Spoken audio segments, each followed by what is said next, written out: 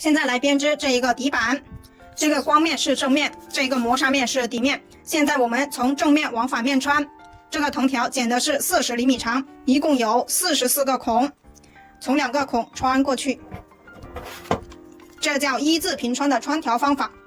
接着呢，我们采用左低右高的穿条方向，把一整圈穿完，这就是左低右高。现在我们把它一整圈完成。最后一根同样是左低右高。现在44根藤条已经完成了，我们检查一下这44根藤条的穿条方向是否都是左低右高。如果都是一致的，那么我们就进行第2步。如果有不一致的，我们就要进行调整。现在我们来开始做第2步，小锁链边打底。小锁链边的口诀是右挑1，左压1，一个孔里面出来2根藤条，2根藤条为一组，右手拿一组，左手拿一组。在开始小锁链边之前，我们需要先完成2次右挑1，右手的把它交叉到左边，右挑1一次，左手再拿一组新的藤条，右手的交叉到左边，右挑1第2次。完成2次右挑1之后，现在我们把左手边的第一组竖条压向右边，这叫左压1。现在我们就开始小锁链边的口诀，右挑1，左压1，右挑1，左压1。现在我们可以观察一下，前面2个是半花瓣，后面的开始呢就是小锁链边花瓣，我们就按照小锁链边的口诀把一整圈完成。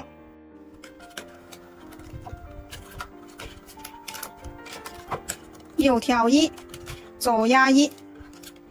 现在已经没有右挑1的条了，我们需要把前面的2组把它退出来重新编制。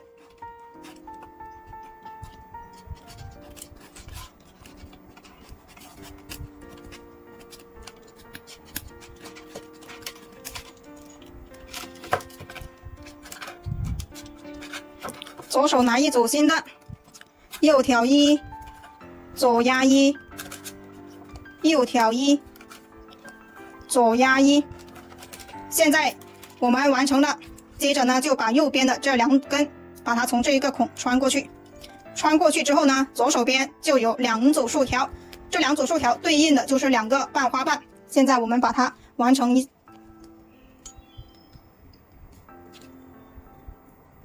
不好穿的我们借助鞘刀，能穿的直接就穿了。第2组，现在小锁链边就完成了。接下来我们来开始编织3股纽边。现在我们来开始编织3股纽边，编织10圈。我们把藤条围绕着这一个框的周长宽松的量1圈，我们要编10圈，所以呢就要量10倍。现在我已经量好了3根10倍长的，接着呢就把它从小锁链边里面把它穿进去。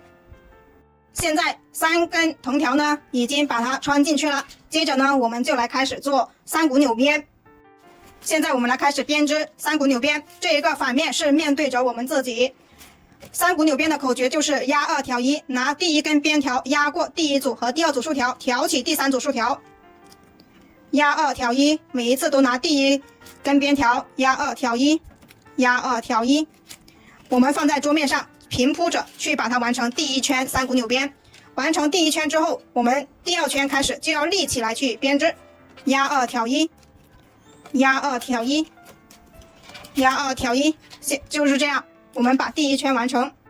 现在到了第2圈，第2圈之后呢，我们就要这样立起来去编织了。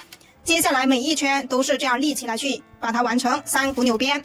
慢慢的我们要把竖条往里推，我们要做一个内收的动作，慢慢的把它往里推。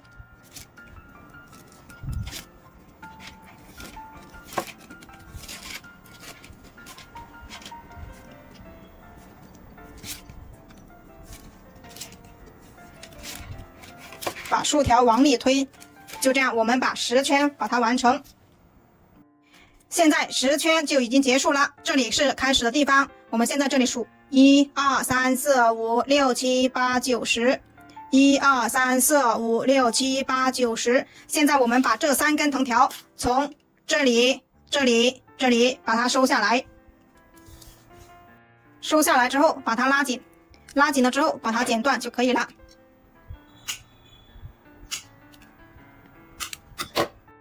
现在我们来开始做收口，收口的第一步叫1压2滚边，手上拿3根，拿起第一根，绕过2根的后面拉到前面，拿1根新的藤条凑足3根，拿第一根绕过2根拉到前面，用同样的方法凑足3根拉第一根到前面，凑足3根拉第一根到前面，这就是1压2滚边的样子。就按照这样的方法，我们把一整圈完成。最后2根，我们把前面的1根推起来，每一根都有它自己的位置的，一定要穿对正确的孔位了。穿完之后，现在我们把它们拉紧。接下来我们做第2次收口，拿起1根，我们从前面的2根这个地方把它穿进去，从这个孔穿进去，这叫前进2，一进2。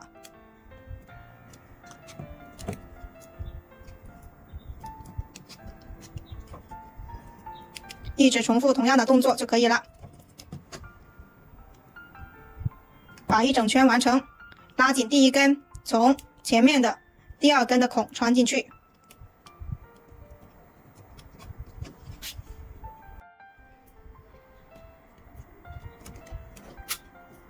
最后2根对应的就是前面2个孔，我们按照顺序把它们完成。不好穿的我们就借助收口针，好穿的我们就直接穿完。拉紧最后1根，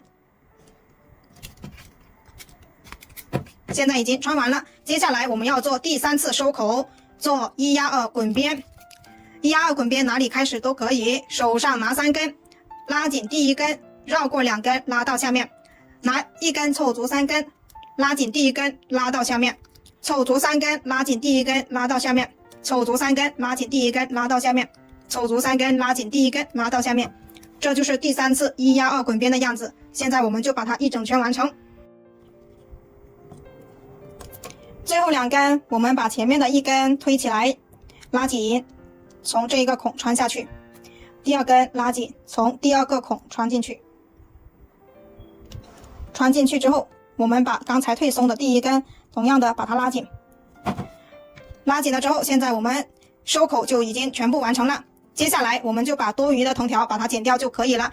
剪的40厘米长的藤条是刚刚好的，藤条也没有多很多。现在我们把藤条拿起来，剪刀贴着边缘，斜下45度角，留3毫米压边，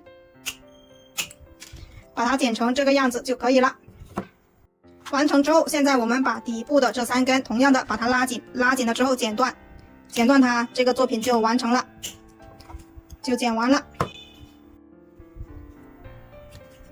10圈3股纽边，非常可爱。量一下有多高，5厘米高，长有24厘米，宽有21厘米。放糖果，